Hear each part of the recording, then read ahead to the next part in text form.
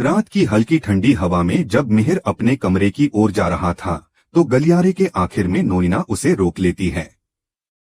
उसकी आंखों में एक रहस्यमयी चमक थी। वह मुस्कुराई और धीरे से बोली, मैं तुम्हें सबके कमरों का नक्शा दिखाती हूँ ताकि तुम्हें यहाँ किसी चीज की परेशानी न हो। मिहिर ने थोड़ा हिचकिचाते हुए उसकी बात मान ली। वह उसके साथ होटल के गलियारे से गुजरता हुआ एक एक कमरा दिखाती चली गई। किसका कौन सा कमरा है, किस समय कौन बाहर जाएगा, कौन किससे मिलने वाला है। फिर उसने धीमे से पूछा, अगर मैं चाहूँ तो क्या यहाँ जो मन चाहे वो कर सकती हूँ। मिहिर थोड़ा चौंका, फिर मुस्कुराकर बोला, अगर तुम संभाल सको तो हाँ, लेकिन हर चीज की एक कीमत होती है। नोइना ने उसकी आंखों में झांकते हुए कहा, मैं कीमत देना जानती हूँ मिहिर, बस तुम साथ रहना। हमारा रिश्ता अब पहले से ज्यादा मजबूत होगा। तुम वादा करो कि तुम हमेशा मेरा ख्याल रखोगे। मिहिर ने एक पल के लिए कुछ नहीं कहा, लेकिन उसकी चुप्पी ही नोइना के लिए जवाब थी।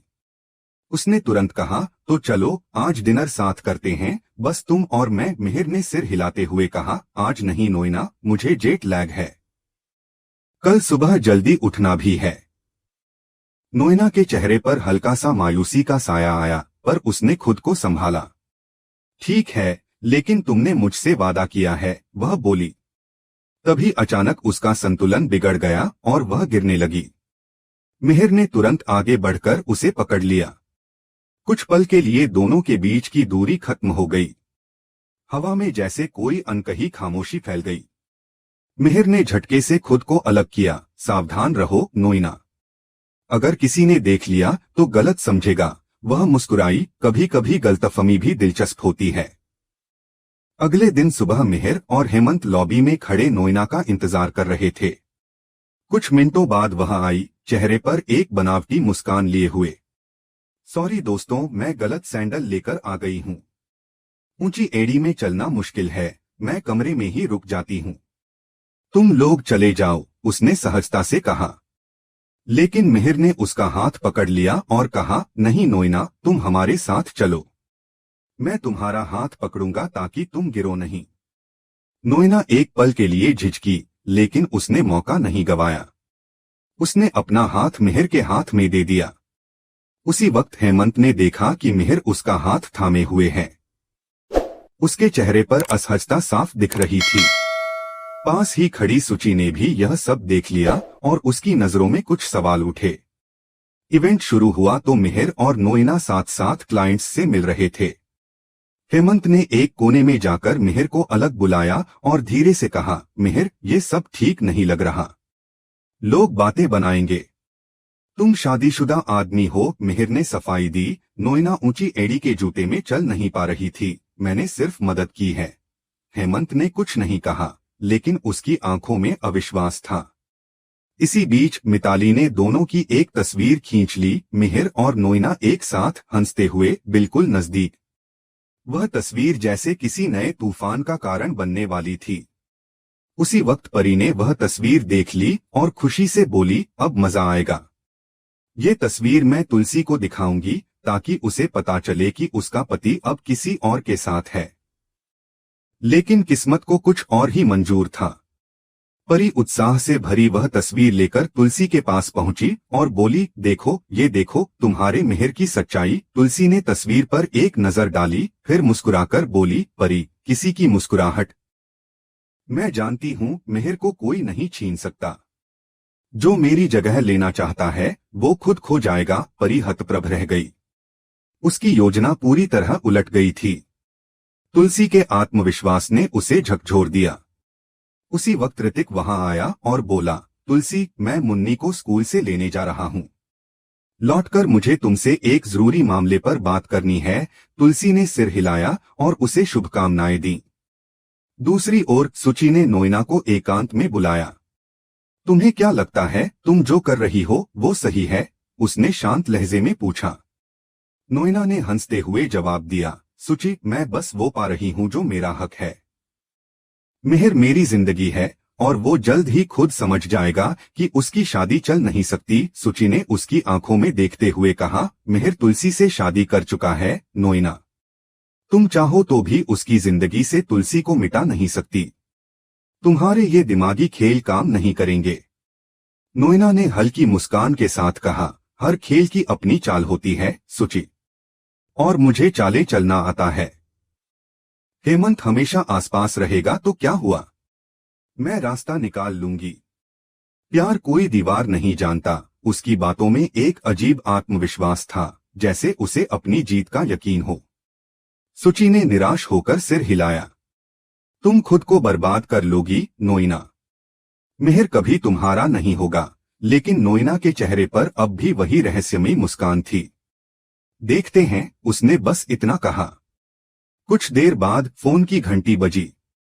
नोइना का मोबाइल चमक उठा। स्क्रीन पर नाम था मिहिर कॉलिन। वह मुस्कुराई और फोन उठाते हुए बोली, सोचा तुम भूल गए। मिहिर की आवाज में हल्की थकान थी। मुझे तुमसे बात करनी थी, कुछ जरूरी है। दूसरी ओर कृतिक मुन्नी को स्कूल से लेकर घर पहुंच चुका था। उसने दरवाजा बंद किया, बैग मैच पर रखा और उसे प्यार से अपने पास बैठाया। मुन्नी, बताओ आज स्कूल में कैसा लगा? कोई तुम्हें परेशान तो नहीं कर रहा? मुन्नी ने सिर झुकाकर कहा, सब ठीक है पापा, लेकिन मम्मी आज उदास लग रही थीं। कृतिक ने मुस्कुराकर उसके बालों पर हाथ फेरा। तुम चिंता मत करो, मम्मी बहुत मजबूत हैं और हम दोनों उनके साथ हैं। घर के माहौल में शांति थी, लेकिन दूर होटल में रिश्तों का तूफान उठने वाला था। मिहिर और नोइना के बीच बढ़ती नजदीकियां अब सबकी नजरों में आने लगी थीं। सुचि के मन में डर था कि कहीं ये सब किसी बड़े हादसे में न बदल जाए। परी फिर से कोई नई चाल सोच रही थी और तुलसी अपनी शांति में भी सब कुछ देख रही थी, जैसे किसी तूफान से पहले का सन्नाटा हो। कहानी अब एक ऐसे मोड़ पर थी जहां हर किरदार अपने सच और झूठ के बीच फंसा हुआ था। मिहिर का दिल कहीं उलझा था, नोइना अपने जाल बुन रही थी, तुलसी अपने आत्मविश्वास में अडिग थी और बाकी सब इस नाटक के दर्शक बन चुके थे। कोई नहीं जानता था कि अगले पल कौन किसका चेहरा उतार देगा, लेकिन यह तो तय था कि क्योंकि सास भी कभी बहू थी कि ये नई दास्तां अब रिश्तों की सीमाएं तोड़ने वाली थी। ऋतिक अपने घर के ड्राइंग रूम में बैठा था, लेकिन उसके मन में बेचैनी साफ झलक रही थी। उसने हाल ही में महसूस किया था कि मुन्नी कुछ दिनों से बहुत चुप हो गई है। वह पहले जैसी बातूनी और हंसमुख नहीं रही। जब उसने उसे अपने पास बुलाया तो उसकी आंखों में एक अजीब सी उदासी थी। ऋतिक ने धीरे से कहा, मुन्नी, सबको तुम्हारे बारे में पता चल गया है और सब बहुत चिंतित हैं। अगर कोई बात तुम्हारे दिल में है तो मुझसे कहो। लेकिन मुन्नी ने कोई जवाब नहीं दिया। वह बस अपनी किताब को देखती रही। ऋतिक ने उसका फोन उठाकर चेक करना चाहा कि कहीं किसी ने उसे परेशान तो नहीं किया, लेकिन तभी मुन्नी ने झटके से फोन उसके हाथ से छीन लिया और जोर से रोने लगी। ऋतिक घबरा गया। उसने तुरंत उसे अपनी बाहों में लिया और बोला, अरे नहीं, माफ करना बेटा, मैं बस जानना चाहता था कि सब ठीक है या नहीं। लेकिन मुन्नी चुप रही, उसकी आंखों से लगातार आंसू गिर रहे थे। ऋतिक ने उसके आंसू पोंछते हुए कहा, देखो, जब तुम तैयार हो तब मुझसे बात करना, कोई जल्दी नहीं है। बस इतना याद रखो, मैं हमेशा तुम्हारे साथ हूँ। उसकी बातों में एक पिता का प्यार और चिंता दोनों झलक रहे थे।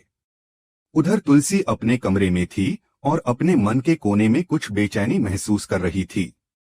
उसने महसूस किया कि मिहिर के चेहरे पर पिछले कुछ दिनों से अलग सी थकान और झुंझलाहट है। जब वह उसके पास गई तो बोली, मिहिर, मैं जानती हूँ तुम किसी बात को लेकर परेशान हो। कुछ कहना चाहोगे? मिहिर ने माथे पर हाथ फेरते हुए कहा, पासपोर्ट गायब हो गया है तुलसी, मुझे समझ नहीं आ रहा कि कहाँ गया। कल मीटिंग के लिए जरूरी है। तुलसी ने उसे शांत रहने की सलाह दी। पासपोर्ट मिल जाएगा, फिलहाल तुम अपने काम पर ध्यान दो। सगाई की तैयारी बाकी है, मुझे सब संभालना है। लेकिन मिहिर, जो अब कई भावनाओं में उलझ चुका था, जिद पर अड़ा रहा। नहीं तुलसी, मुझे तुम्हारे साथ रहना चाहिए। तुम सगाई की सारी जिम्मेदारी अकेले क्यों उठाओगी? तुलसी ने हल्की मुस्कान के साथ कहा, क्योंकि यह मेरा घर है और मेरा परिवार भी। तुम बस इतना करो कि अपने मन से परेशानियां दूर करो। उन्हें यह नहीं पता था कि कमरे के बाहर कोई यह बातचीत सुन रहा है। नोइना वहीं खड़ी थी, दीवार के पीछे छिपी हुई उसकी आंखों में जलन और क्रोध दोनों थे। उसे यकीन नहीं हो रहा था कि मिहिर अभी भी तुलसी की इतनी परवाह करता है। उसके मन में एक ही विचार घूम रहा था, जब तक तुलसी उसकी जिंदगी में है मैं मिहिर को पूरी तरह अपना नहीं बना सकती। वह वहां से तेजी से निकल गई और अपने कमरे में पहुंची। कमरे में पहुंचते ही मिताली वहां पहले से मौजूद थी। उसके हाथ में एक छोटी शीशी थी। उसने मुस्कुराकर कहा, ये लो नोइना, ये हर्बल सिरप है। अगर मिहिर को ये दवा दो तो वो हमेशा तुम्हारे प्यार में खोया रहेगा। तुम चाहो तो इसे कॉफी या पानी में मिला सकती हो। नोइना ने गुस्से से कहा, मिताली तुम ये कैसी बातें कर रही हो? मैं किसी के होश नहीं उड़ाना चाहती, मैं चाहती हूँ कि वो खुद मेरे प्यार को समझे। मिताली ने हंसते हुए कहा, तुम चाहो या न चाहो मिहिर अब भी तुलसी के वश में है। कभी कभी प्यार जीतने के लिए चालें चलनी पड़ती हैं। नोइना ने ठंडी सांस लेते हुए कहा, मुझे तुम्हारी चालों की जरूरत नहीं। मिहिर मुझसे प्यार करेगा, वो खुद आएगा मेरे पास। मिताली ने हल्की हंसी के साथ कहा, देखते हैं पर वो दिन कब आता है। इतना कहकर वह चली गई। कमरे में अब सिर्फ नोइना थी, जो आईने के सामने खड़ी खुद से बुदबुदा रही थी, एक दिन मिहिर को एहसास होगा कि उसका सुकून सिर्फ मेरे साथ है। इसी बीच रात के सन्नाटे में मुन्नी को एक अजीब सपना आया। उसने देखा कि कोई अंधेरी परछाई उसके पीछे भाग रही है और वह घबराकर चिल्लाने लगी। तुलसी तुरंत कमरे में आई और बोली, मुन्नी क्या हुआ तुम्हें? मुन्नी कुछ नहीं बोल पाई, बस डर के मारे कांपती रही। तुलसी ने थोड़ी सख्ती से कहा, डरने की जरूरत नहीं है। अब जाओ स्टोर रूम से थोड़ा बेसन ले आओ, पूजा की तैयारी करनी है। मुन्नी धीरे धीरे कमरे से बाहर गई, लेकिन उसके कदम भारी थे। तुलसी ने पीछे से ऋतिक को आवाज लगाई, ऋतिक ध्यान रखना, मुन्नी कुछ ठीक नहीं लग रही। वो स्टोर रूम गई है, जाकर देखो। ऋतिक ने सिर हिलाया और उसके पीछे चला गया। जब वह स्टोर रूम पहुंचा तो देखा कि मुन्नी एक कोने में खड़ी थी, आंखें नीचे झुकी हुई। उसने पुकारा, मुन्नी क्या हुआ? तुम कुछ बोल क्यों नहीं रही? लेकिन मुन्नी चुप रही, जैसे उसकी आवाज किसी और दुनिया में खो गई हो। ऋतिक के मन में चिंता बढ़ गई। उसने धीरे से उसके कंधे पर हाथ रखा और कहा, बोलो बेटा, क्या सपना देखा था? किसी ने कुछ कहा क्या? लेकिन मुन्नी फिर भी कुछ नहीं बोली, उसकी आंखें खाली थीं। ऋतिक को लगा जैसे कोई गहरी बात है जो वह कह नहीं पा रही। उसने उसे पास बिठाया और कहा, कभी कभी डर हमारे अंदर इतना बैठ जाता है कि शब्द बाहर नहीं आते, लेकिन जब भी तुम चाहो मैं यहाँ हूँ। तुम्हारा पापा। उसके शब्दों में अपनापन था, पर उसके दिल में चिंता का सागर उमड़ रहा था।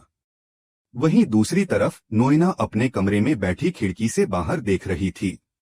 चांद की रोशनी उसके चेहरे पर पड़ रही थी, लेकिन उसकी आंखों में एक अलग चमक थी। वह खुद से बुदबुदाई, मिहिर को अब बस मेरे बारे में ही सोचना होगा। उसके मन में अब सिर्फ मैं रहूंगी। उसने धीरे से अपना फोन उठाया और मिहिर की तस्वीर देखने लगी। उसके उंगलियां तस्वीर पर रुक गईं, जैसे वह उसे छू रही हो। वह अब पूरी तरह मिहिर की दीवानी हो चुकी थी। उसकी हर सोच, हर सांस अब उसी के इर्द गिर्द घूम रही थी। उसे न दिन का होश था न रात का। उसे बस यही लग रहा था कि अगर मिहिर उसके साथ है तो बाकी दुनिया की कोई अहमियत नहीं। लेकिन कहानी अब एक खतरनाक मोड़ लेने वाली थी। जहां एक तरफ तुलसी अपने परिवार को बचाने की कोशिश में लगी थी, वहीं नोइना का जुनून अब उसके घर की दीवारों तक पहुंचने वाला था। और इस सब के बीच मुन्नी की चुप्पी किसी अनहोनी की दस्तक दे रही थी। आने वाले दिनों में किसका प्यार जीत जाएगा और किसकी दुनिया बिखर जाएगी, इसका जवाब अभी वक्त के गर्भ में था। लेकिन एक बात साफ थी, इस घर में अब हर दिल के अंदर एक छुपी हुई आग जल रही थी। कोई उसे बुझाना चाहता था तो कोई उसे और भड़काना।